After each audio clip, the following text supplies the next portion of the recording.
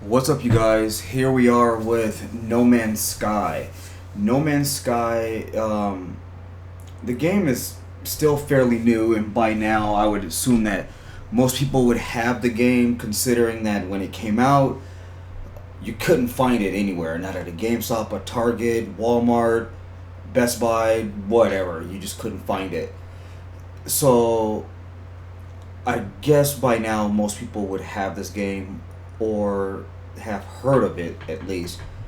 So I'll talk more about the finer points of the game and kind of touch on things like that, things I would have liked to see in the game. Um, to start off, this is a really good game and it's probably one of the best games I've seen in a while. Um, and it's a game where you can take the game as like an assault approach, so you can like basically just attack anything you want, which I think is kind of cool. And it's not just on a planet. You basically go to different solar systems and all that, but people who have played this game already would know that. Now, something that I would have liked to see in this game, because I could see all the stuff that they can do. Now, you hear me say, like, okay, I would love to see them use the power of the PS4 or the Xbox One. This right here is not using the full potential of the system, but I think they've gotten a lot closer than most games, hands down, considering the size of the game, all that you can do in the game, the sound quality. The graphics are not mind blowing, but what you do get, you can easily see what, like, say, for instance, this chest thing here, and then there's this flagpole antenna thing here, and, you know, the way that the aliens were drawn out, and something as simple as, what, okay, here's one for you. When you play a game and it tells you that it's going to take 30 minutes to do something or 3 minutes to do something, this game right here, if it tells you it's going to take you 2 hours and 37 minutes or whatever to reach whatever planet at your current speed, it is going to take you all of that time to reach there unless you accelerate. um I like how there's your resources in the game. Well, you can use them up, like, say, for instance, fuel for your warp drive, your hyperdrive, and things like that. You can deplete the resources with that, so you have to go find other resources and make more fuel, or upgrade your hyperdrive, and so you're not basically just whizzing across the galaxy once you get everything maxed out or whatever.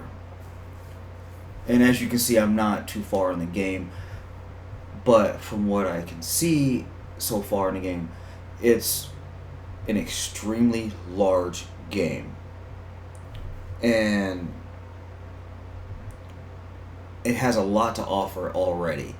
So, when somebody pays $60 for a game, you want to get your money's worth. I mean, you really do. You don't want a game you're going to beat overnight. Some people like that type of stuff, but no, I don't. I don't even want a game that I'm going to beat in the next year. So if I'm sitting there and I'm playing this game for 5, 10 years to get anywhere near the end, I'm happy with that. I really am. Some people want to be able to sit there and just play the game, beat the game, and just check it off their list. I'm not that guy. Something I would have loved to see in this game, and this game I think would have done it well, if they would have used the full potential of 3D. And I'm not talking about like, okay, you guys know how they have like certain games that say they support 3D, and only thing you'll see is a couple things in the background and maybe like some gauges or something like that that will be like in 3D, but everything else is normal. I'm not talking about that. Um, in some of my earlier videos, I mentioned Super Stardust HD for the PlayStation 3. They used the 3D application the way I wish a lot of other games would. So when something blows up, it actually comes off the screen and by your head. Things are coming from around the side of your head and they're going toward your ship. And this is like just in your living room. So this game right here, I think if they just release a patch or whatever it takes to actually have a full-on 3D experience with this game would have been that much better, and it's already good, to be honest with you. And because when you're entering entering space, or you're coming out of space and you're entering a planet, like say for instance this right here, that right there in 3D would have been really nice because it would have been something that would have been sitting in your living room for you to look at, so you can see your backpack and just your different menus and things like that. That is kind of what I'm getting at. Like, you have your animals and creatures and whatever else that are in this game. That would have been nice in 3D as well. Make the entire environment. Because I have an application on my television where you can take something that's 2D and turn it into 3D. And it looks good even with that. It really does. So you think, a couple of years ago, when 3D TVs were the big thing, and then, so you had the 3D, which are 1080p, and then right at the end of that, they started doing 3D with 4K. So my television, I can do, the 2D to 3D, or if it has a 3D application, it'll recognize it, which is nice.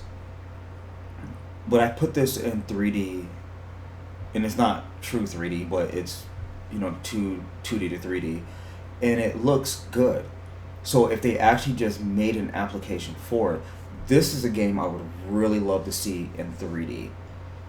And some of the games they did make in 3D, I don't even know why they did it, but they should have did it with this game here. Because there's just so much, there's just